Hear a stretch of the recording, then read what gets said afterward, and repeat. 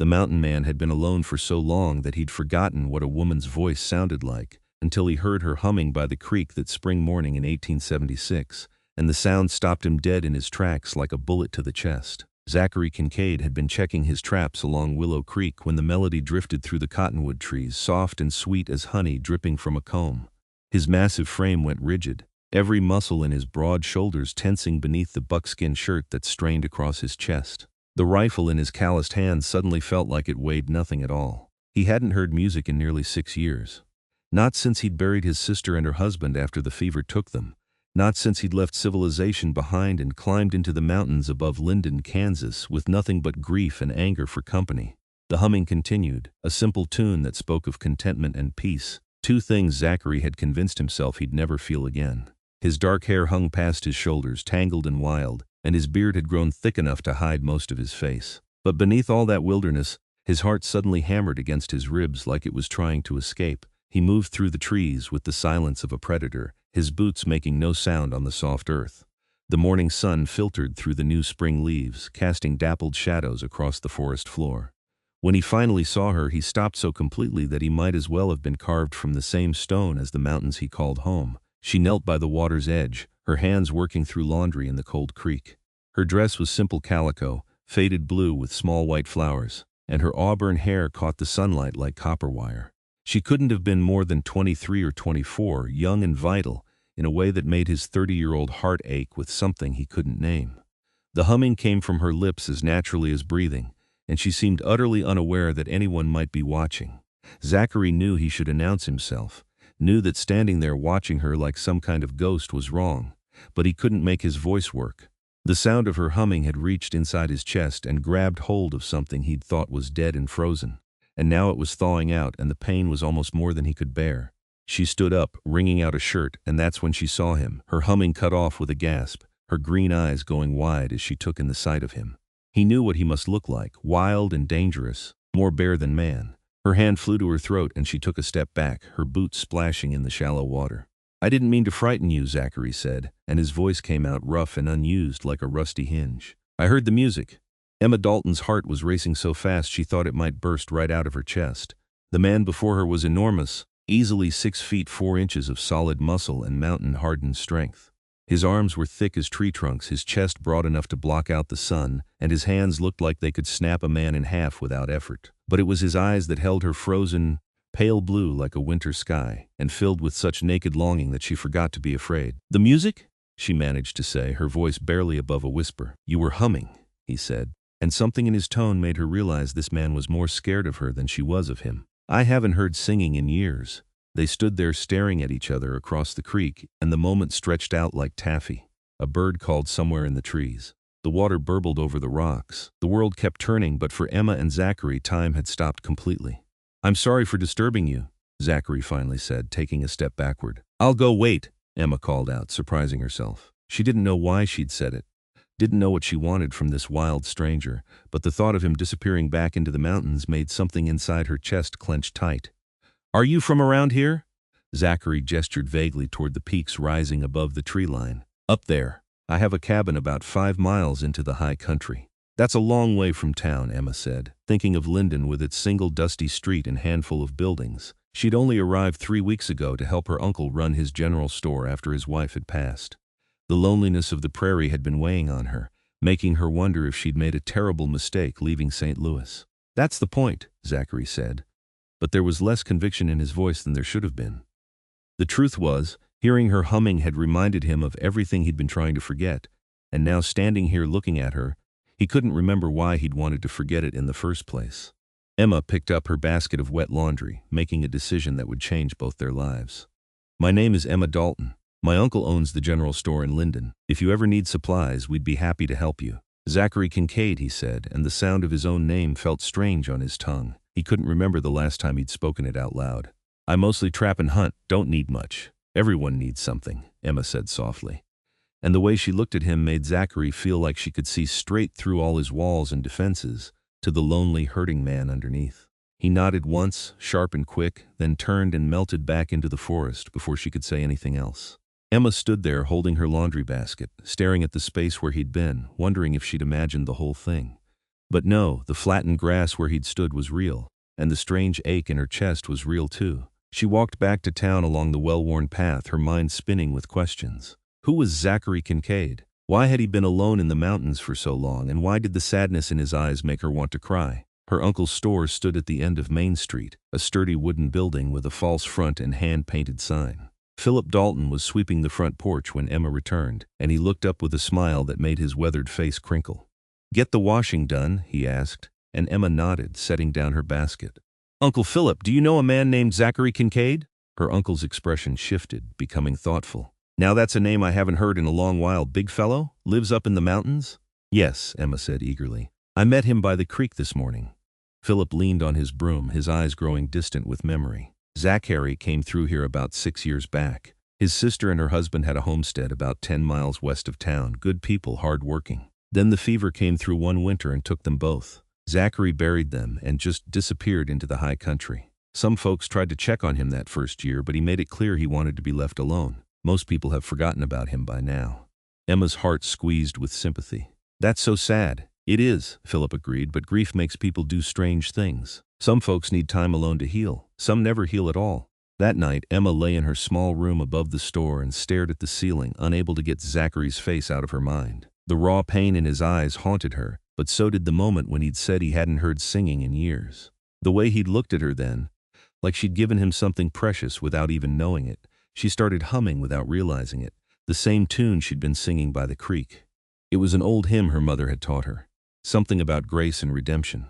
Emma had never been particularly religious, but she liked the melody, liked the way it made her feel peaceful and centered. Seif finally took her, but her dreams were full of mountains and blue eyes and a loneliness so deep it had no bottom. 3 days passed before Emma saw Zachary again. She'd taken to doing her washing at the creek every morning, telling herself it was just because the water was clearer there, not because she was hoping to see him again. She'd hum while she worked, filling the quiet morning air with music, and sometimes she'd stop and listen, wondering if he was out there somewhere, listening too. On the 4th day, she was hanging wet clothes on a makeshift line she'd strung between 2 trees when she heard a twig snap behind her. She turned, and there he was, standing at the edge of the clearing with a bundle of furs over his shoulder. "Mr. Kincaid," she said, and she couldn't keep the smile from her face. "Miss Dalton," he replied, and she thought she saw the corner of his mouth twitch beneath his beard like he wanted to smile back but had forgotten how. "Are you going into town?" she asked, nodding at the furs. "Thought I might trade these at your uncle's store," he said. "If he's still buying." "He is," Emma said. "I'm heading back soon. I could walk with you if you'd like." Zachary shifted the bundle on his shoulder, and Emma could see the muscles in his arms flex beneath his shirt. He was even bigger than she'd remembered, tall and broad and solid as an oak tree. But there was a gentleness in his eyes that didn't match his rough exterior. "I'd like that," he said quietly. They walked together through the morning forest, and at first neither of them spoke. Emma kept sneaking glances at him, trying to understand how someone so large could move so quietly. He picked his way through the trees like he was part of them, like he knew the placement of every root and stone. "You come here often?" Zachary finally asked, breaking the silence. "To the creek?" "Every few days," Emma said. "It's peaceful here, and I like being outside the town. Linden is nice enough, but it feels so small sometimes. The forest reminds me that there's more to the world." "You're from the city," he said, and it wasn't a question. "St. Louis," Emma confirmed. "I came to help my uncle after my aunt died. He needed someone to help run the store, and I needed a fresh start." Zachary looked at her then, really looked at her, and Emma felt her cheeks flush under his gaze. "What were you starting fresh from?"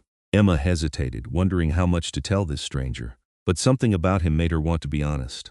"I was engaged to a man my father approved of. Benjamin Harper, a banker's son. He was respectable and wealthy and completely wrong for me. I called off the wedding 2 months before it was supposed to happen. My father was furious, said I'd embarrassed the family. So when Uncle Philip wrote asking for help, I took the first train west. That took courage," Zachary said, and there was respect in his voice. "It took desperation," Emma corrected with a small laugh. "But I don't regret it." "Well, most days I don't regret it. What about the other days?" Emma glanced at him and saw genuine interest in his eyes. "The other days I wonder if I'll spend the rest of my life alone, if leaving Benjamin meant giving up my only chance at marriage and family."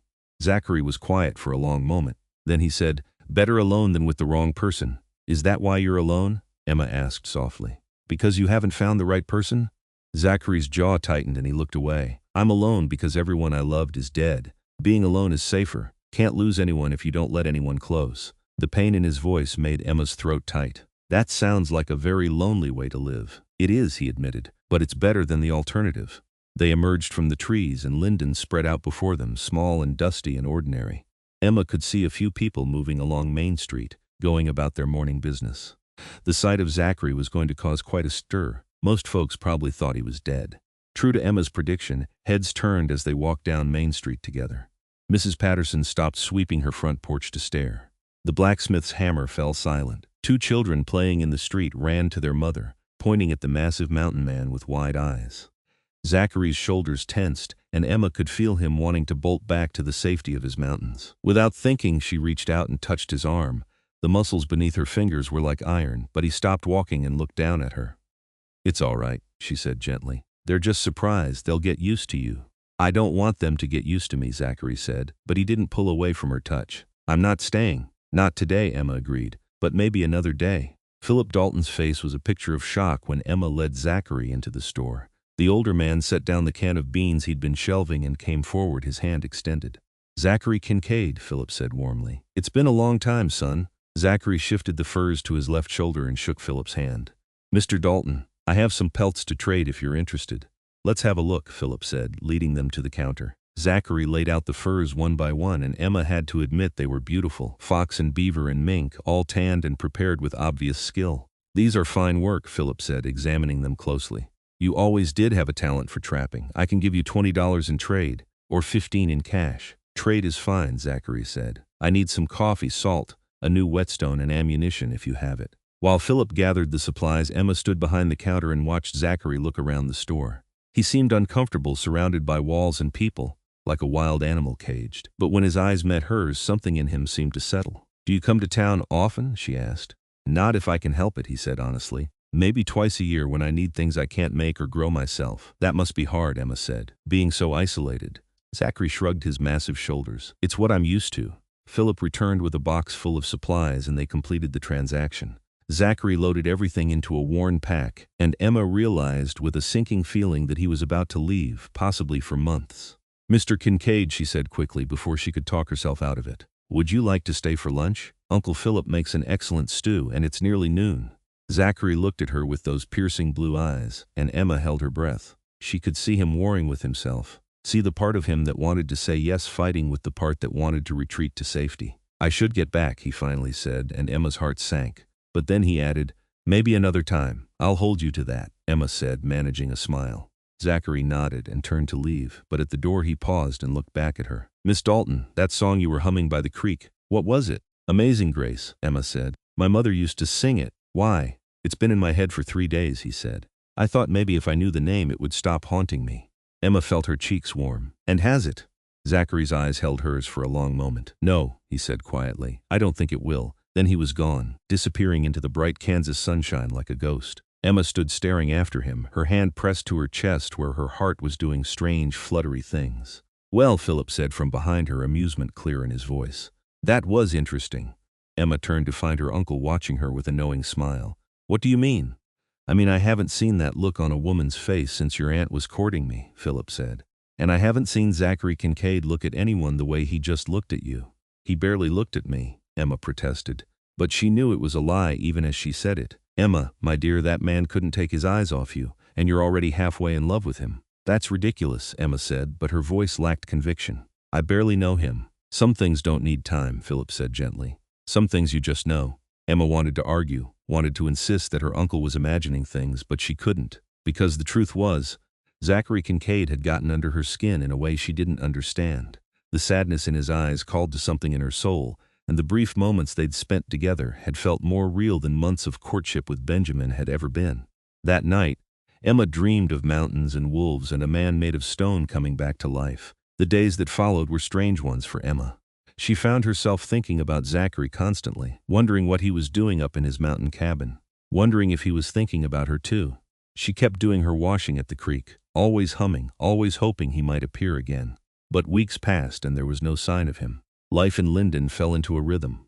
Emma helped her uncle run the store, served customers with a smile, listened to the town gossip, and tried not to let her mind wander to blue eyes and broad shoulders. But at night, alone in her room, she'd stand at the window and look toward the mountains. barely visible in the darkness, and wonder if Zachary was looking down at the town, looking for her light. It was nearly 6 weeks after their first meeting when Zachary appeared again.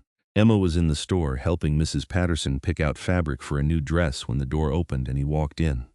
Her heart jumped into her throat at the sight of him. He'd trimmed his beard, she noticed immediately. Not shaved it completely, but cut it back so she could see the strong line of his jaw. His hair was pulled back in a leather tie, revealing the rugged planes of his face. He was wearing the same buckskin shirt, stretched tight across his muscular chest and shoulders, and he carried another bundle of furs. "Mr. Kincaid," Emma said, and she couldn't keep the joy from her voice. What a pleasant surprise. Mrs. Patterson turned to look and her eyes went wide. "Zachary Kincaid, is that really you, madam?" Zachary said with a polite nod. But his eyes never left Emma's face. "My word," Mrs. Patterson said. "I thought you'd turned into a hermit up there in those mountains. What brings you to town?" "Trade," Zachary said simply. But Emma saw the way his fingers tightened on the bundle of furs, saw the tension in his massive frame. "Well, I'll be," Mrs. Patterson said, clearly eager to spread this bit of news. "Emma, dear, I'll come back tomorrow for that fabric. I just remembered I need to help my husband with something." She bustled out of the store, and Emma knew the whole town would know about Zachary's appearance within the hour. When the door closed behind her, the silence in the store felt heavy with possibility. "You came back," Emma said softly. "I did," Zachary admitted. He set down the furs and took a step toward her. "I told myself I was coming for supplies, but that was a lie." Emma's breath caught. "What was the truth?" "The truth is I haven't been able to get you out of my head," Zachary said, and the rawness in his voice made her shiver. "For 6 years I've been alone and I've been fine with it. But then I heard you humming and something inside me woke up, and now I can't go back to the way things were." "I don't want you to go back," Emma said, moving around the counter toward him. "I've been thinking about you too, every day." Zachary's eyes darkened and his hands clenched at his sides like he was fighting the urge to reach for her. "Emma, I'm not an easy man. I've been alone so long I barely remember how to be around people. I live in the wilderness like an animal. I have nothing to offer you except a hard life in a cold cabin miles from civilization." "I don't remember asking for anything," Emma said, and now she was close enough to touch him, close enough to see the gold flecks in his blue eyes. "But since you're listing your faults, I should probably tell you mine. I'm stubborn and independent, and I ran away from a comfortable life because I couldn't stand the thought of living without passion. I'm not interested in safe or easy, Zachary. I'm interested in real." "This could be real," Zachary said, and his voice had dropped to a whisper. "If we let it, then let's let it," Emma said. Zachary reached out slowly, giving her every chance to pull away, and cupped her face in his huge calloused hand. His palm was rough against her cheek, but his touch was so gentle it made her want to cry. He looked at her like she was something precious and breakable, like he couldn't quite believe she was real. "I don't know how to do this," he admitted. "I don't know how to court a woman or say pretty words." "I don't need pretty words," Emma said, leaning into his touch. "I just need honesty." "Then honestly," Zachary said, his thumb brushing across her cheekbone, "you're the most beautiful thing I've seen in 6 years, and I'm terrified that if I let myself care about you, I'll lose you too." Emma's heart broke and mended all at once. She covered his hand with hers, holding it against her face. "You can't live your whole life afraid of losing people, Zachary. That's not living at all." "I know," he said. "That's why I came back." The door to the back room opened and Philip cleared his throat. Zachary dropped his hand and stepped back quickly, and Emma had to suppress a smile at how flustered he looked. "Zachary," Philip said warmly, either not noticing or choosing to ignore the charged atmosphere. "Good to see you again so soon. More pelts to trade?" "Yes, sir," Zachary said, his voice rough. "And I was wondering if you might have any books. I'll trade for them." Philip raised his eyebrows. "Books? That's a new request. What kind are you looking for?" Zachary glanced at Emma, and she saw color rise in his tanned cheeks. "Whatever you have. I find I have more time on my hands lately. Thought reading might help fill it." Emma knew he was lying, knew he wanted books because she'd mentioned how much she missed having new things to read. The gesture made warmth spread through her chest like honey. "I have a few," Philip said. "Let me see what I can find." While Philip rummaged in the back, Zachary and Emma stood in the store, not quite looking at each other, both hyper-aware of the other's presence. "Stay for supper," Emma blurted out. "Please, I'm making chicken and dumplings." Zachary's stomach chose that moment to growl loudly, and Emma laughed. He looked embarrassed, but then something miraculous happened. He smiled. It was small and rusty and unpracticed, but it transformed his entire face, making him look younger and lighter and devastatingly handsome. "I suppose that's answer enough," he said. Philip returned with 3 books, and Zachary traded for them happily. Then he helped Emma close up the store for the evening, his massive presence making the space feel smaller. She caught him looking at her several times, his eyes soft and wondering, and each time their gazes met, The air between them seemed to crackle with electricity. Supper was eaten in the small living quarters behind the store, and Emma marveled at how Zachary seemed to fill every corner of the room. He sat at their small table, his broad shoulders hunched slightly to fit in the chair, and ate the chicken and dumplings like it was the finest meal he'd ever tasted. "This is delicious," he said, and Emma preened under the praise. "I mostly eat game and beans. I'd forgotten what real cooking tastes like." "You should come to dinner more often then," Philip said with a meaningful look at Emma. "We'd be happy to have you." "I don't want to impose," Zachary said, but Emma could see the longing in his eyes. "It's not imposing if we're inviting you," Emma said firmly. "In fact, I insist, at least once a week you need proper food." Zachary looked between Emma and Philip, and Emma could see him struggling with himself. 6 years of isolation had taught him to be self-sufficient, to need nothing from anyone. But the lonely man inside him wanted to say yes so badly it hurt. "All right," he finally said. "Once a week, if you're sure." "We're sure," Emma said, and the smile that bloomed on her face made Zachary's chest feel tight. After dinner, Philip excused himself to bed, claiming exhaustion but clearly giving them privacy. Emma and Zachary sat on the front porch of the store, watching the stars come out over Linden. The night was warm for early summer, and the sounds of crickets filled the air. "Tell me about your sister," Emma said softly. "If you want to." Zachary was quiet for so long Emma thought he might not answer. Then he began to speak, his voice low and rough with emotion. "Her name was Sarah. She was 4 years younger than me, and she was the best person I've ever known. Kind and funny and full of light. She married a good man named Thomas, and they came out west to homestead. I followed them because Sarah was the only family I had left after our parents died. I helped them build their cabin, helped them plant their first crops. We were going to build something here, the three of us, a real life." He paused, his hands gripping the porch rail. Emma wanted to reach for him, but she stayed still, letting him tell the story at his own pace. "Then the winter came and the fever came with it. I was out checking trap lines when it hit. By the time I got back to their cabin, they'd been sick for 3 days. I tried everything. Stayed with them, nursed them, prayed for the first time in my life. But it wasn't enough. Thomas died first, then Sarah 2 days later.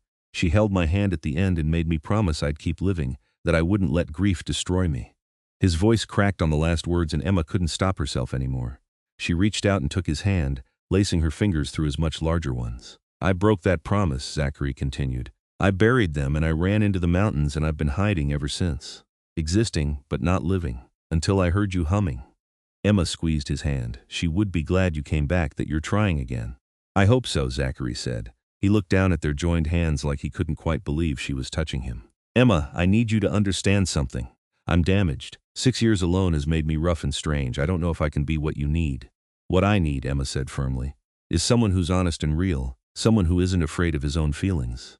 You've already given me more of that in a few conversations than Benjamin gave me in 2 years of courtship."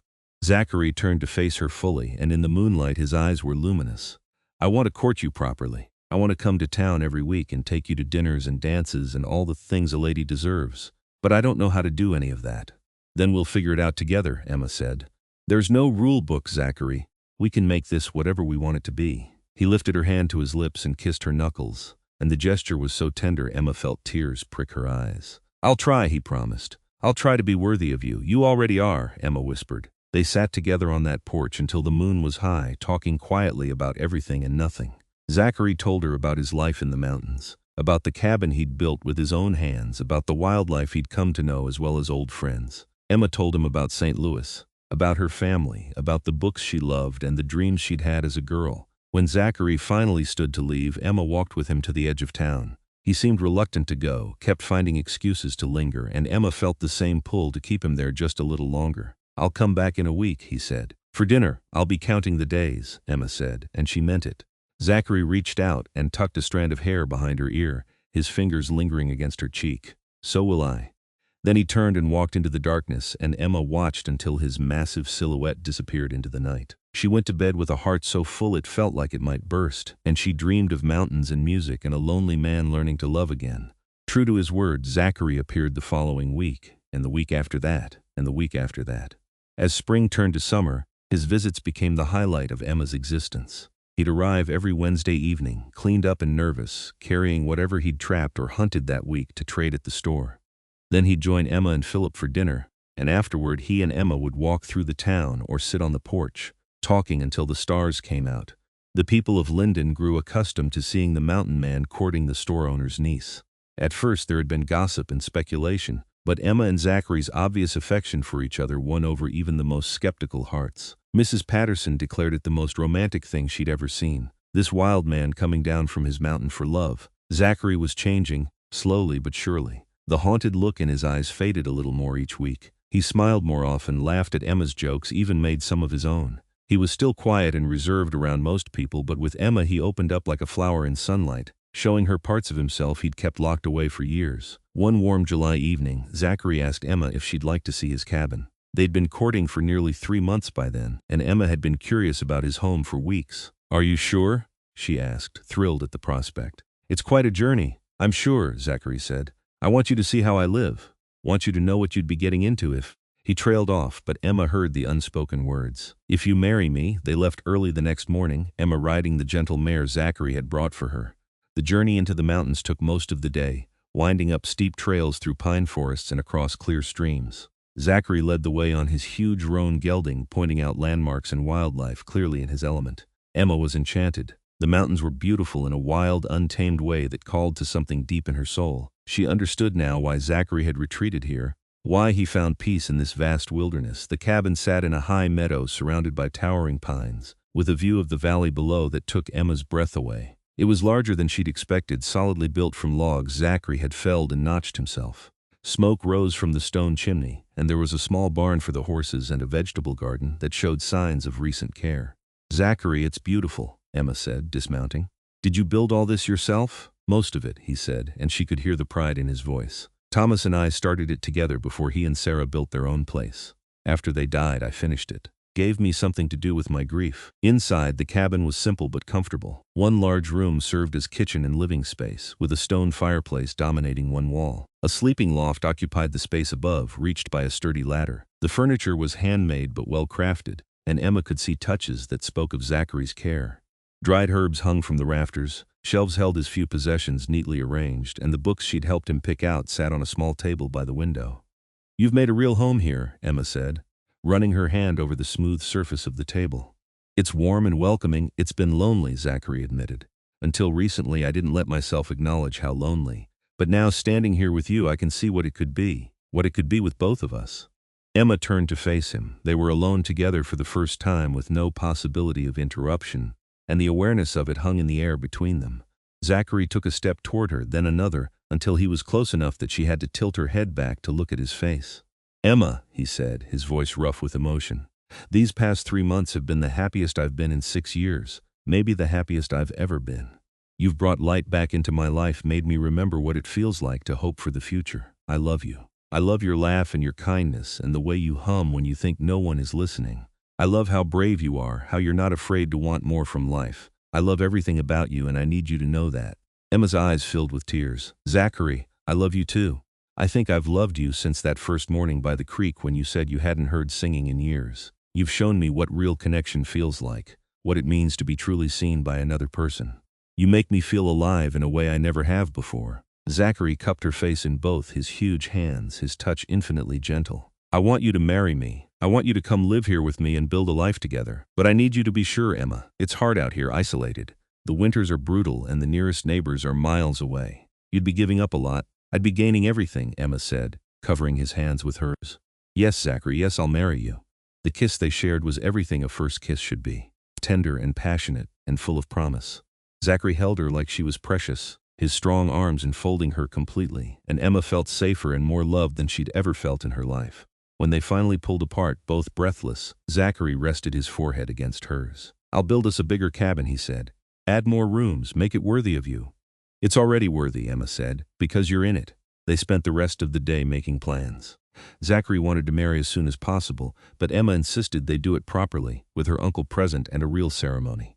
They decided on early September, which would give them time to prepare before winter set in. As evening fell, Zachary made dinner over the fire while Emma explored the cabin more thoroughly. She could already see herself here, could imagine the changes she'd make, the touches she'd add. Curtains for the windows, a real bed in the loft, maybe some chickens in a coop by the barn. It would be a good life, she thought. A hard life, yes, but a real one. They ate dinner sitting on the porch, watching the sun set over the mountains in a blaze of orange and gold.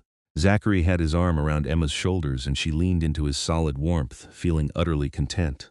"Tell me about your dreams," Zachary said quietly.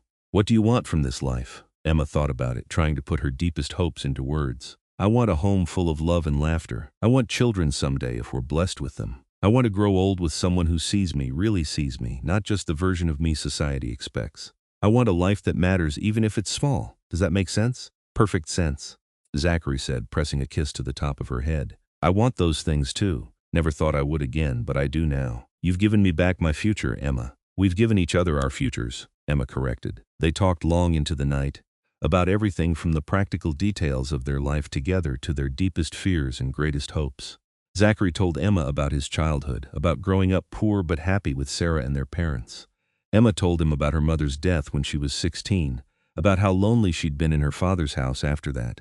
When it grew too late to start the journey back, Zachary insisted Emma take the bed in the loft while he slept by the fire. Emma protested, but he was immovable, and she was too happy to argue much. She climbed the ladder to the loft and found the bed made with clean blankets that smelled of pine and sunshine. Through the small window, she could see the stars blazing in the night sky, more stars than she'd ever seen in the city. Below, she could hear Zachary moving around, banking the fire and settling in for the night. The sounds were comforting, domestic in a way that made her smile.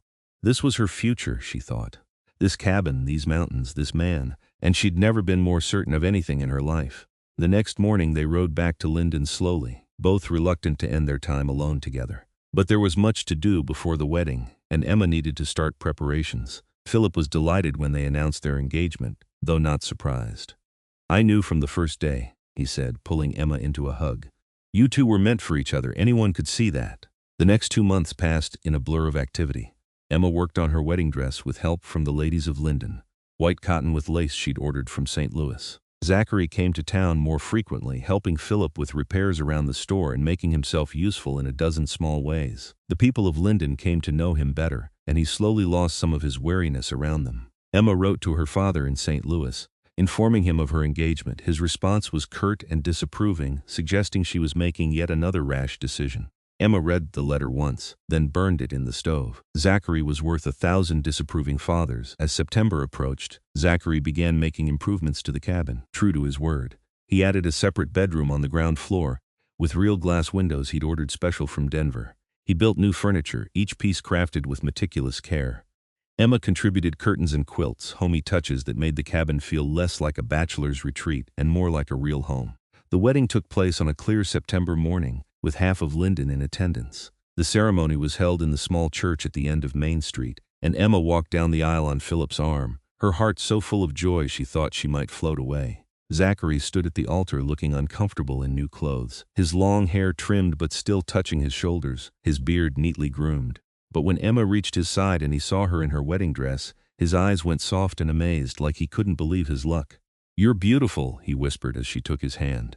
"So are you," Emma whispered back, and it was true. He was beautiful in his strength and his vulnerability, in the way he looked at her like she was his whole world. The ceremony was simple but heartfelt. When the preacher pronounced them man and wife, Zachary kissed Emma with a tenderness that made several ladies in the congregation dab at their eyes. The reception was held in the street, with tables laden with food and a fiddler playing dancing tunes. Emma danced with her new husband, laughing as he tried to remember the steps. He was clumsy and self-conscious, this huge man who could track a deer for miles but couldn't manage a simple waltz. But he was trying so hard, his face set in concentration, that Emma fell in love with him all over again. "You don't have to be perfect," she said, leaning close so only he could hear. "You just have to be you." Zachary pulled her closer, abandoning any pretense of proper dance form. "I'm the luckiest man alive," he said. "I hope you know that." "I'm pretty lucky myself," Emma replied. As the sun began to set, Zachary and Emma said their goodbyes and rode out of town toward their mountain home. Emma rode behind Zachary on his huge roan, her arms wrapped around his waist, her wedding dress tucked up to keep it from dragging. The journey took several hours, and by the time they reached the cabin, the stars were out in full force. Zachary dismounted and lifted Emma down, and for a moment they just stood there holding each other, letting the reality of their new life sink in. "Welcome home, Mrs. Kincaid," Zachary said, and the name made Emma's heart sing. He carried her over the threshold, another clumsy gesture that made her laugh, and set her down gently in the middle of their cabin. A fire was already burning in the hearth, Zachary having prepared everything before they left for town. "I have something for you," he said, suddenly nervous. He went to the shelf and retrieved a small wooden box, carved with intricate designs. "I made this, for you." Emma opened the box and found a music box inside, the kind that played a tune when wound. She turned the key carefully and the mechanism came to life, playing a familiar melody, Amazing Grace, the same song she'd been humming that first morning by the creek. "Zachary," she breathed, tears filling her eyes. "When did you make this?" "I've been working on it since the day we met," he said. "I wanted you to have something to remind you of the moment everything changed. For both of us." Emma set down the music box and threw her arms around his neck, kissing him with all the love in her heart.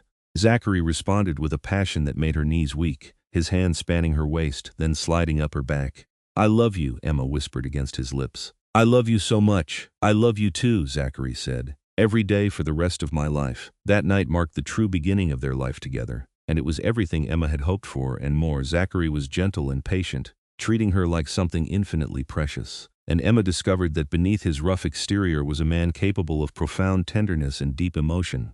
Afterward, they lay tangled together in the new bed Zachary had built, Emma's head resting on his chest, listening to the steady beat of his heart.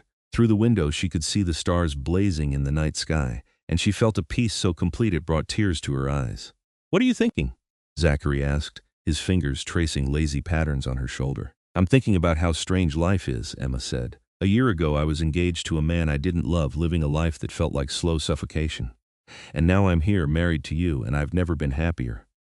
A year ago I was alone in these mountains, convinced I'd spent the rest of my life that way," Zachary said. "Then you started humming by the creek and everything changed." Emma propped herself up on her elbow to look at him. "Do you ever regret it, leaving your solitude behind?" "Never," Zachary said firmly. "You're worth every moment of discomfort, every social interaction I have to endure, every trip to town. Emma, you're worth everything." She kissed him then, soft and sweet, and they made love again. Slower this time, learning each other's bodies and preferences. When they finally fell asleep, wrapped in each other's arms, Emma dreamed of music and mountains and a future bright with possibility. The first months of their marriage were an adjustment for both of them. Zachary had to get used to sharing his space, to considering another person's needs and wants. Emma had to learn the skills necessary for mountain life, from preserving food to chopping wood to helping with the trap lines. But they were happy, deliriously so. Zachary would watch Emma moving around their cabin, humming as she worked, and feel grateful beyond measure. Emma would watch Zachary come home from hunting, his massive frame silhouetted against the sunset, and thank God she'd been brave enough to leave St. Louis. Winter came early that year, snow falling in October and not letting up until April. They were snowed in for weeks at a time, completely isolated from the world. But instead of feeling trapped, Emma found she loved it. Their cabin became a cocoon, warm and safe, where nothing existed but the two of them. They spent the long winter nights reading aloud to each other, playing cards, making love, and talking about everything under the sun. Zachary taught Emma to tan hides and craft tools. Emma taught Zachary to read more complex books, expanding his education beyond the basics.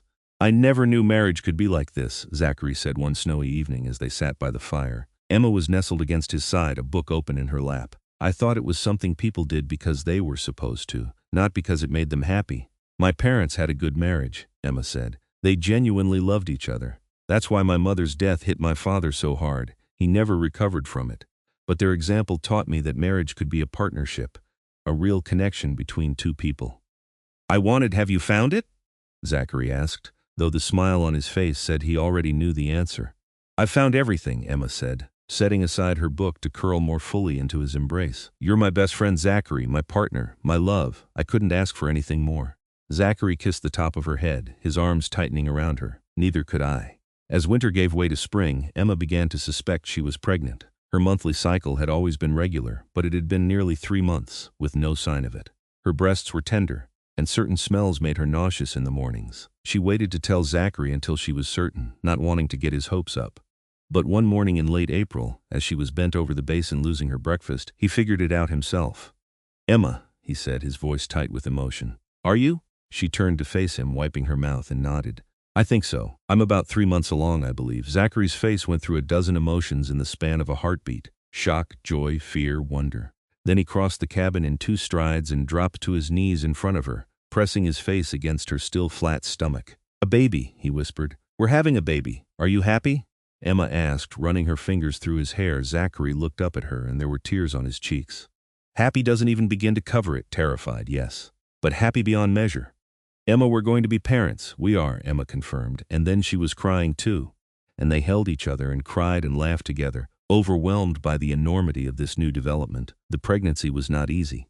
Emma suffered from terrible nausea that lasted well into her second trimester, and the isolation of the mountain cabin meant she had no other women to consult with her questions and fears. But Zachary was attentive and caring, doing everything he could to make her comfortable. As summer arrived and Emma's belly began to swell, Zachary became almost obsessive about her safety. He didn't want her lifting anything heavy, didn't want her going far from the cabin, hovered constantly to make sure she was all right. It was touching but also occasionally frustrating. "Zachary, I'm pregnant, not dying," Emma said one afternoon when he'd insisted she rest instead of helping with the garden. "Women have been doing this since the beginning of time." "But you're my woman," Zachary said stubbornly, "and I'll be damned if anything happens to you or our baby because I wasn't careful enough." Emma softened at the fear in his eyes. She understood where it came from, this need to protect. He'd lost everyone he'd ever loved, and the thought of losing her or their child was more than he could bear. "I know you're scared," she said gently, taking his hand and placing it on her rounded belly. "But you have to trust that we're going to be fine, both of us." As if in response, the baby kicked against Zachary's palm. His eyes went wide with wonder and Emma laughed at his expression. "That's our child," she said. "Strong and healthy, just like you." Zachary's face crumpled and he pulled Emma into his arms, careful of her belly. "I love you so much," he whispered. "Both of you. I don't know what I did to deserve this, but I swear I'll spend the rest of my life being worthy of it." "You already are," Emma said, and she meant it with all her heart. As Emma's due date approached in late November, Zachary insisted they go to Linden to be closer to the doctor. Emma protested, but Zachary was immovable. He wouldn't risk being snowed in when the baby came, wouldn't risk being unable to get help if something went wrong. They moved into the rooms above Philip's store for the final month of Emma's pregnancy. It was cramped and uncomfortable after the space of their cabin, but Emma appreciated being around other people again. The women of Linden rallied around her, offering advice and hand-me-down baby clothes and all the wisdom of their own experiences. The baby came on a cold November night, 2 weeks before Emma's due date. The labor was long and difficult, lasting nearly 20 hours, and there were moments when Zachary thought he might lose his mind from helplessness. He paced the hallway outside the bedroom, unable to bear seeing Emma in pain but unable to leave either. Philip sat with him, offering quiet support. "It's always hard," the older man said, "watching someone you love go through this. But Emma is strong, she'll be fine." Zachary wanted to believe him, but all he could think about was Sarah lying in a fever bed, dying despite his best efforts. What if something went wrong? What if he lost Emma? The fear was paralyzing. Then, just as dawn was breaking, he heard it. A thin, wailing cry that cut through all his fear and panic like a knife. He was on his feet and through the door before anyone could stop him. Emma lay in the bed, exhausted and pale, her hair plastered to her forehead with sweat. But she was smiling, radiant despite her exhaustion, and in her arms was a tiny bundle wrapped in blankets. "Zachary," she said softly, "come meet your daughter." "A daughter?" Zachary approached the bed on shaking legs and looked down at the tiny face peeking out from the blankets. She had a shock of dark hair and eyes that might turn blue like his or green like Emma's. She was the most beautiful, perfect thing he'd ever seen. "Can I hold her?" he asked, his voice barely above a whisper.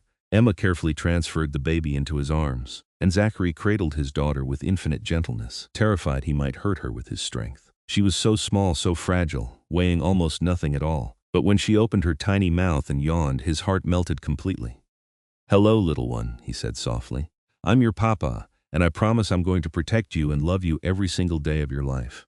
The baby seemed to focus on his face, and Zachary could have sworn she recognized him. He looked at Emma, tears streaming down his face, and saw his own joy reflected in her eyes. "What should we name her?" Emma asked. Zachary thought for a moment, then said, "Sarah, if that's all right with you, after my sister." Emma's eyes filled with tears. "Sarah is perfect." They brought baby Sarah home to the mountain cabin in mid-December. Wrapped in so many blankets she looked like a little cocoon. Zachary had prepared everything, adding a cradle he'd carved himself and making sure they had enough supplies to last the winter. The first months of parenthood were exhausting and wonderful in equal measure. Sarah was a good baby, but she woke every few hours to nurse, and Emma was constantly tired. Zachary took over every other task, cooking and cleaning and gathering firewood so Emma could rest when the baby slept, but despite the exhaustion, they were happier than ever. Watching Zachary with their daughter filled Emma's heart to bursting. He was so gentle with Sarah, this huge mountain man who could bring down a bear with his bare hands, but who cradled his tiny daughter like she was made of glass. He'd sing to her in his rough voice, nonsense songs he made up, and Sarah would stare up at him with wide eyes, utterly entranced. "You're a natural father," Emma told him one evening as she watched him walk Sarah around the cabin, trying to soothe her fussing. "I'm terrified every moment that I'll do something wrong," Zachary admitted. "But I love her so much it hurts." That's how you know you're doing it right, Emma said with a smile. Winter passed into spring and spring into summer. Sarah grew from a tiny newborn into a chubby, happy baby who smiled at everything and everyone. They made the trip to Linden once a month so Philip could see his great niece, and the townspeople doted on little Sarah Kincaid. Zachary had changed completely from the isolated, grieving man Emma had met by the creek 2 years earlier. He smiled freely now, laughed often, and had made peace with his past. He'd never forget Sarah and Thomas, but their memory no longer haunted him. Instead, he felt they'd be happy for him, glad he'd found love and family again. One warm summer evening, Zachary and Emma sat on the porch of their cabin watching the sun set over the mountains. Sarah was asleep in her cradle inside, and for a moment they had peace. "Do you ever regret it?"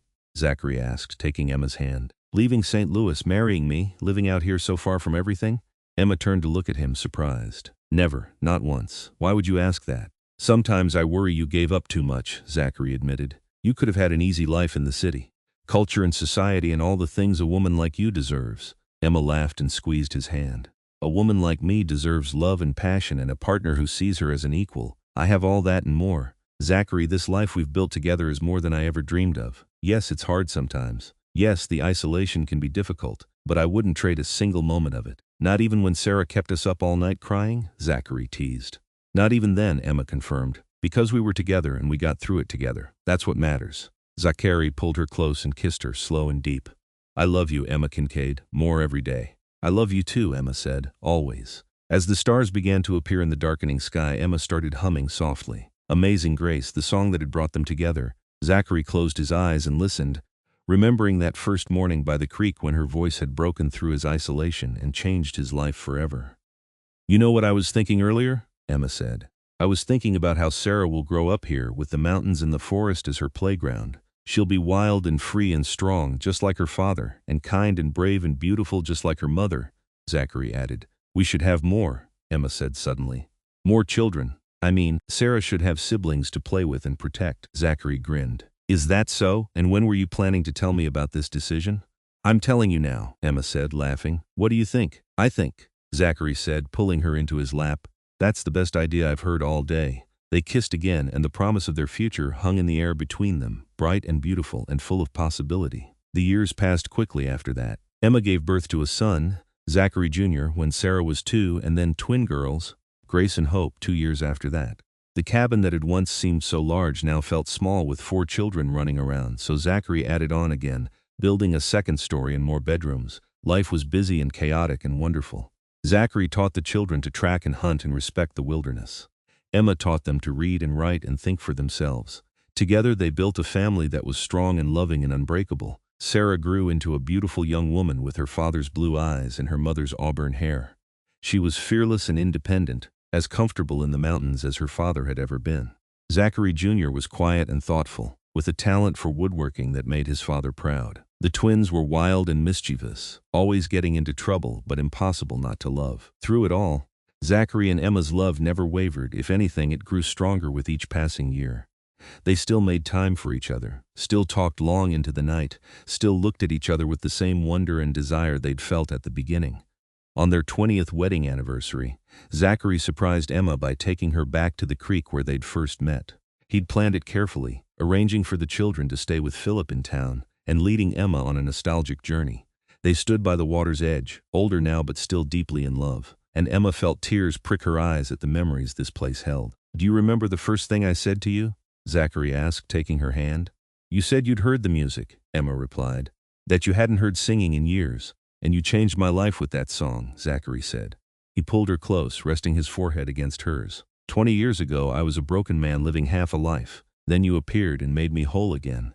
Every good thing in my life comes from that moment. Our children, our home, our love. All of it traces back to you humming by this creek." "We saved each other," Emma corrected gently. "I was running from a life I didn't want, afraid I'd never find where I belonged. Then I met you and everything made sense."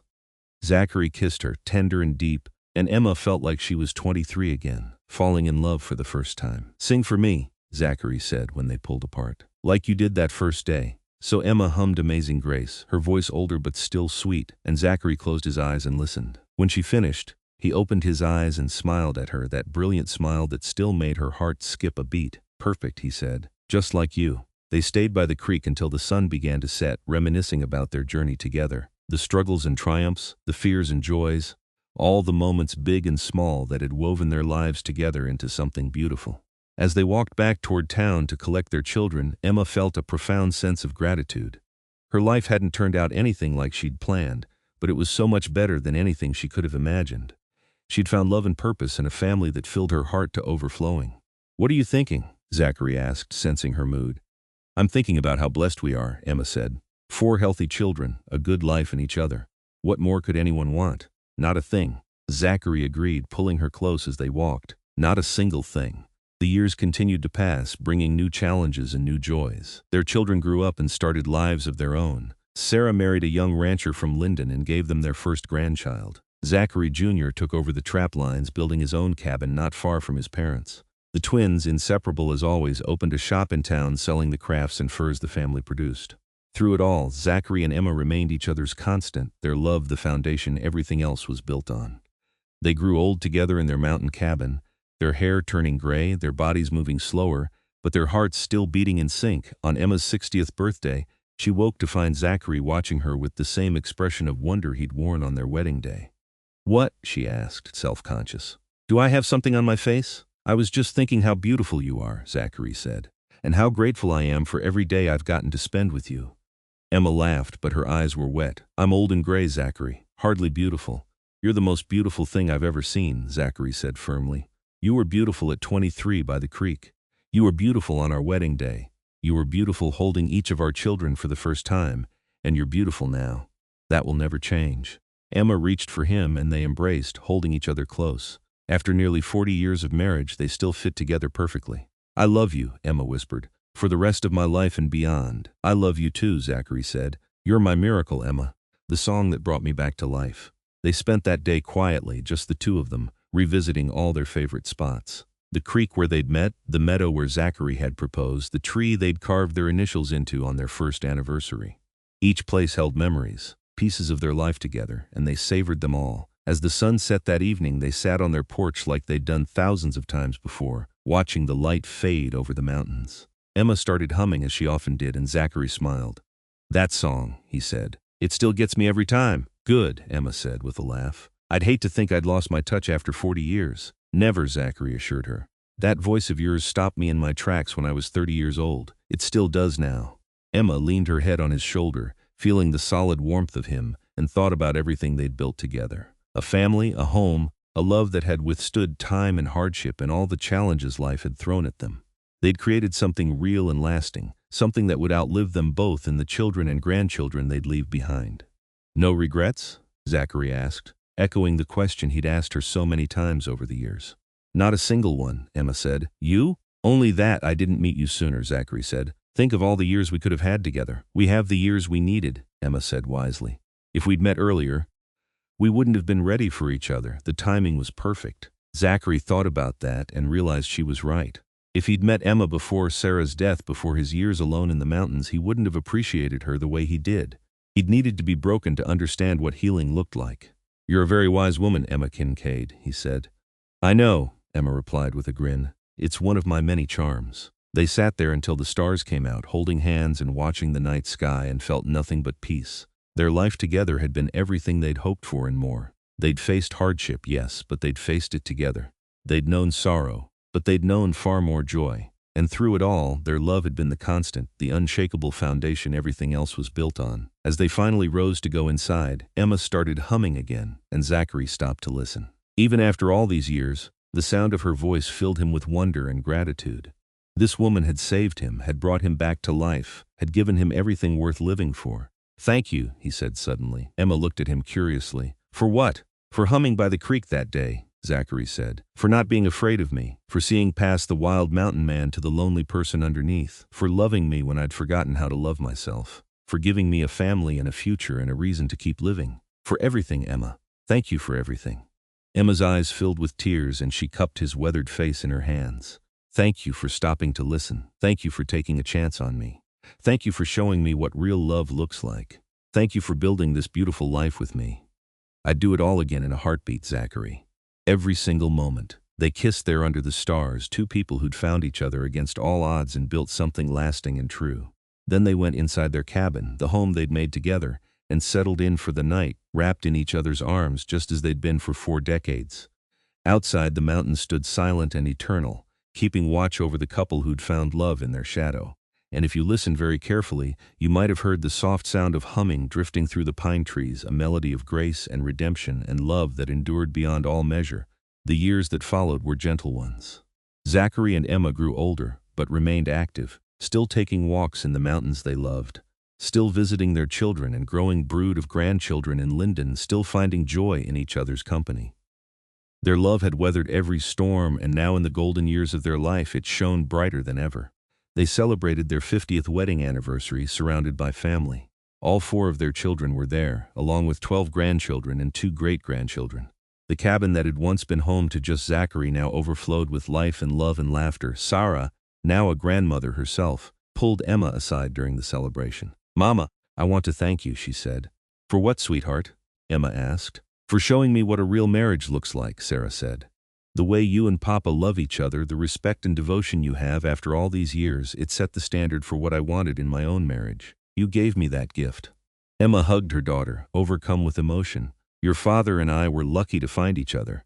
I hope all our children have been as blessed." "We have," Sarah assured her, "because we learned from the best." As the celebration continued around them, Zachary pulled Emma aside to the quiet of their bedroom. From a drawer, he produced a small wooden box, similar to the music box he'd given her on their wedding night but new. "I made this for you," he said, "for our anniversary." Emma opened the box and found a beautiful necklace inside, carved from wood and polished to a high shine. It was in the shape of musical notes flowing across a delicate chain.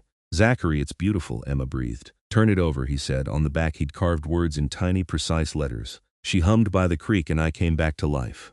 Forever yours, Z." Emma felt tears stream down her face as she read the inscription. After 50 years, he could still make her cry with his thoughtfulness. "Help me put it on," she said. Zachary's hands, gnarled now with age but still strong, fastened the necklace around her throat. Emma touched it gently, feeling the smooth wood against her skin. "I'll treasure this always," she said, "just like I treasure you." "You're still the most beautiful thing I've ever seen," Zachary said, and he meant it. Age had lined Emma's face and silvered her hair, but to him she was as lovely as the day he'd first seen her by the creek. They rejoined the party, and the celebration continued late into the evening. The grandchildren begged for stories, and Zachary told them about building the cabin, about the harsh winters and beautiful summers, about meeting their grandmother and falling in love. The children listened with wide eyes, entranced by the romance of it all. Emma watched her husband tell their story and felt her heart swell with love. This man, this wild mountain man who'd been alone for so long, had become the center of such a large, loving family. He was grandfather and great-grandfather now, respected and adored by everyone who knew him. When the family finally departed, heading back to their various homes, Zachary and Emma were left alone in the quiet cabin. They cleaned up together, moving in the synchronized way of people who'd shared a life for half a century. "That was wonderful," Emma said as she dried the last plate. "It was," Zachary agreed. "Though I'm exhausted. Getting old is not for the weak." Emma laughed. "You're as strong as you ever were." "Maybe," Zachary said, "but I move a lot slower than I used to." They settled into bed, Emma curling into Zachary's side like she'd done for 50 years. His arm came around her automatically, holding her close. "What do you think happens after?" Emma asked quietly. "After this life is over?" Zachary was quiet for a moment, considering. "I don't know," he finally said, "but I like to think we'll find each other again in whatever comes next. I don't believe love like ours ends with death." "I hope you're right," Emma said. "I can't imagine an eternity without you." "You won't have to," Zachary promised. "Whatever comes, we'll face it together, just like we've faced everything else." Emma closed her eyes, comforted by his words and his presence. She thought about the long journey that had brought them here, from that first meeting by the creek to this moment in their twilight years. It had been a good life, a full life, a life worth living. "Zachary," she said softly. "Yes, my love. Thank you for taking a chance on me. Thank you for being brave enough to love again after so much loss. Thank you for every day we've had together." Zachary pressed a kiss to the top of her head. "Thank you for finding me. Thank you for seeing past the rough edges to the man underneath. Thank you for giving me a reason to come back to life. You're my everything, Emma. You always have been." They drifted off to sleep in each other's arms, peaceful and content, secure in their love. And in the morning, they woke to another day together, another gift to add to the thousands they'd already shared. The seasons continued their eternal cycle. Zachary and Emma moved slower now, their bodies showing the wear of long, active lives. But their spirits remained young, and their love never diminished. They still took walks when weather permitted, still sat on their porch watching the sunsets, still found joy in the simple pleasure of each other's company. Emma still hummed while she worked, though her voice was thinner now, touched with age. But to Zachary, it was still the most beautiful sound in the world. Sometimes he'd stop whatever he was doing just to listen, transported back to that moment by the creek when her song had broken through his isolation and changed everything. On a warm spring morning nearly 55 years after they'd first met, Emma and Zachary decided to visit the creek one more time. It took them longer to make the journey now, their steps careful and measured, but they were determined. This place held such significance for them, had been the starting point of their great love story. They sat by the water's edge on a blanket holding hands and watching the creek burble over the rocks. The forest around them was alive with spring, new leaves unfurling on the trees, wildflowers blooming in patches of sunlight. "Do you remember what I was washing that day?" Emma asked with a smile. "I was too busy looking at you to notice the laundry," Zachary admitted. Emma laughed, the sound lighter now but still full of joy. "I was terrified when I first saw you. You looked like you might eat me alive. And now?" Zachary asked. "Now you're the gentlest man I know," Emma said, "though you're still intimidating when you want to be. I've seen you scare off door-to-door salesmen with just a look." "They were interrupting our dinner," Zachary said defensively, and Emma laughed again. They sat in comfortable silence for a while, each lost in memories. Then Emma started humming, soft and sweet, the same song she'd been singing that first day. Amazing Grace, the hymn that had become the soundtrack of their love story. Zachary closed his eyes and listened, and felt the same wonder and gratitude he'd felt all those years ago. This woman had saved him in every way a person could be saved. She'd brought him back from the edge of despair, shown him how to love again, given him a family and a purpose and a life worth living. "Emma," he said when she finished humming. "Yes, if I could go back and change one thing about my life, do you know what it would be?" Emma looked at him, curious. "What?" "Nothing," Zachary said. "I wouldn't change a single thing, because everything, good and bad, led me to you, and you were worth every moment of pain and loneliness that came before." Emma felt tears slide down her weathered cheeks. After all these years, he could still make her cry with his words. "I feel the same way," she said. "Every decision I made, every path I took brought me to that morning by this creek, brought me to you. And I'd make those same choices 1,000 times over." They kissed, soft and gentle, and the forest seemed to hold its breath around them. This couple, who'd found love against all odds and nurtured it into something beautiful and lasting, deserved this moment of perfect peace. As the sun climbed higher in the sky, they made their way slowly back to the cabin, supporting each other over the rough terrain. They were old now, their bodies showing the miles they'd traveled together, but their spirits remained intertwined. As strong as the day they'd pledged their lives to each other. That evening, surrounded by the life they'd built together, Zachary and Emma sat on their porch one more time. Their children and grandchildren were all healthy and happy, carrying on the legacy of love and strength they'd established. The mountains stood eternal above them, and the forest whispered its ancient secrets. Emma hummed softly, and Zachary smiled, his eyes closed, listening to the song that had changed his life. And in that moment, everything was perfect. Everything was exactly as it should be. They had found each other in the wilderness, two souls searching for home. They had built a life together that was richer than anything either of them had dreamed possible. They had loved deeply and completely, without reservation or regret. And now, in the twilight of their years, they could look back on it all and know they had done it right. The sun set over the mountains in a blaze of gold and crimson, painting the sky with colors too beautiful for words. Zachary and Emma sat together, hands clasped, hearts beating in rhythm, and watched the day end in glory. "I love you," Emma whispered. "I love you too," Zachary replied. "Always and forever." And as the stars began to appear in the darkening sky, one by one like promises being kept, they knew that their love would endure beyond this life, beyond time itself. It was written in the mountains, in the trees, in the creek where they'd first met, in the hearts of the children and grandchildren they'd leave behind. Theirs was a love story for the ages, born from loneliness and music, nurtured through hardship and joy, and lasting until the end of time. And if you ever find yourself by a creek in the Kansas mountains, listen carefully. You might just hear the echo of a woman humming and the silent gratitude of a mountain man who learned to live again through the power of her song. Years continued to pass with the gentle inevitability of the seasons. Zachary and Emma celebrated their 60th anniversary with their ever-expanding family gathered around them. The cabin they'd built together had become a landmark in the family, a sacred place where everyone came to feel connected to their roots. Emma's health began to decline in her 79th year. Nothing dramatic, just the slow wearing down of a body that had lived fully and well. Zachary nursed her with the same tenderness he'd shown from their very first days together, never leaving her side for long. On a crisp October morning with the autumn leaves blazing gold and red around their mountain home, Emma woke to find Zachary watching her from the chair beside their bed. "You should be resting," she scolded gently. "I'll rest when you do," Zachary said, his voice still strong despite his 83 years. "Besides, I like watching you sleep, have since the day we married." Emma smiled and reached for his hand. He moved to sit beside her on the bed, and she settled against his broad chest, still solid after all these years. "Zachary, I need you to promise me something," she said. "Anything," he replied without hesitation. "When I'm gone, I don't want you to retreat back into yourself like you did after Sarah and Thomas died. You have a family now who loves you. Stay connected to them. Let them help you through the grief." Zachary's arms tightened around her. "Don't talk like that. You're not going anywhere." "We both know that's not true," Emma said gently. "I'm old and tired, my love. My body is ready to rest. But my spirit is at peace because I've lived such a beautiful life with you." Tears streamed down Zachary's weathered face. "I'm not ready to lose you. You'll never lose me," Emma assured him.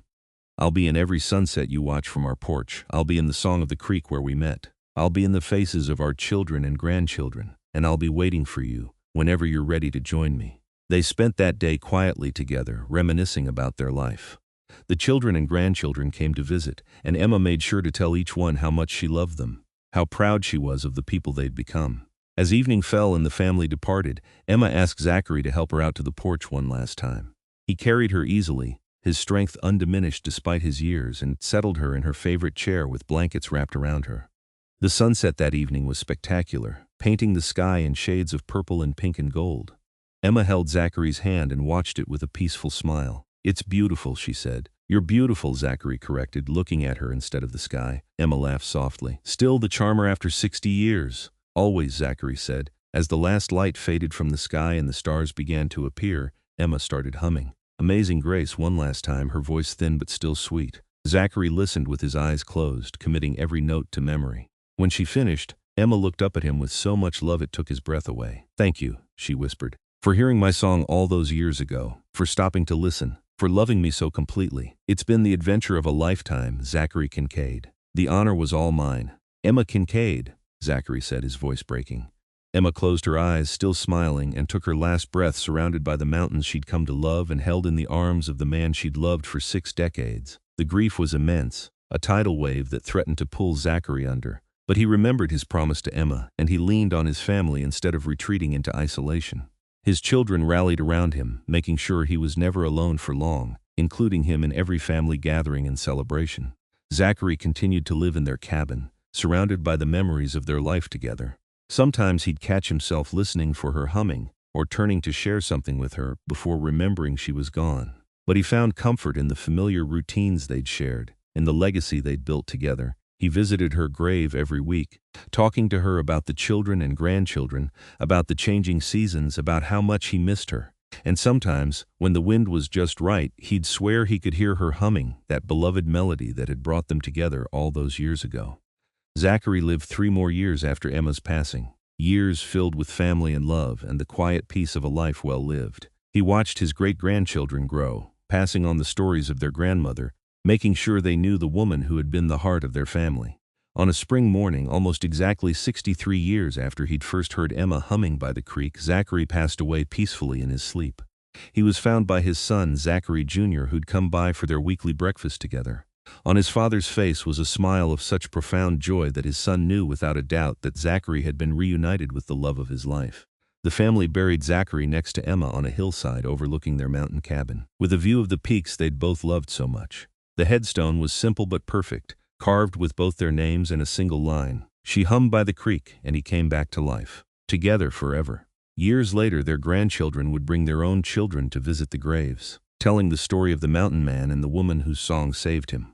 The tale became legend in Linden, a reminder that love could heal even the deepest wounds, that it was never too late for a fresh start, that sometimes all it took was being brave enough to stop and listen when someone sang. The cabin still stood on its mountain meadow, maintained by the family as a memorial to Zachary and Emma's love. Every summer, the whole family gathered there for a reunion, keeping alive the traditions the couple had established. And if you visited at just the right time, the old-timers would swear you could hear humming drifting through the pines, a sweet melody that spoke of grace and redemption, and a love that transcended death itself. The creek where they'd first met still burbled over its rocks, eternal and unchanging. Sometimes, on quiet mornings when the mist hung low over the water, people claimed they could see 2 figures standing by the bank. A huge man with broad shoulders and a woman with auburn hair holding hands and watching the sunrise together. Whether these sightings were real or simply the romantic imaginings of people who knew their story, one thing was certain. Zachary and Emma Kincaid had created something that would outlast them both. Their love had touched everyone who'd known them, had created a family built on foundations of devotion and respect and genuine affection. Their great-great-grandchildren still lived in the mountains around Linden, carrying on the traditions of hunting and trapping and living close to the land. But they also carried something more precious, the knowledge that true love existed, that it was worth fighting for, worth holding on to, worth building a life around. The music box Zachary had made for Emma on their wedding night was passed down through the generations, carefully preserved as a family heirloom. Each new bride in the family wound it on her wedding day, listening to the tinny melody of Amazing Grace and thinking of the couple who'd started it all. And so their story lived on, retold at family gatherings and quiet evenings, a testament to the power of love to transform lives. Two people who'd been lost had found each other in the wilderness, and together they'd built something beautiful and lasting that would echo through the generations. The mountain man who hadn't heard singing in years, and the woman who hummed by the creek, had found in each other everything they'd been searching for. They'd loved deeply and completely, without reservation or regret. They'd built a life rich with joy and purpose, and they'd left behind a legacy that would endure long after they were gone. In the end, theirs was a story about second chances and the courage to open your heart even after it's been broken. It was about the healing power of love and music and human connection. It was about building something real in a harsh world, about choosing hope over despair, about believing that tomorrow could be better than yesterday. And whenever someone in Linden, Kansas heard the hymn Amazing Grace, whether in church or hummed by a passing stranger, they'd think of Zachary and Emma Kincaid. They'd remember that sometimes all it takes is one person stopping to listen, one moment of connection, one brave choice to change the course of a life forever. The mountains stood eternal above the little town, keeping watch over the descendants of the mountain man and his bride. The creek continued its endless song, flowing over the rocks where a love story had begun more than 6 decades before. And somewhere, in whatever comes after this life, two souls who'd found each other against all odds were together again, finally and forever, their love proving once and for all that some things are truly eternal.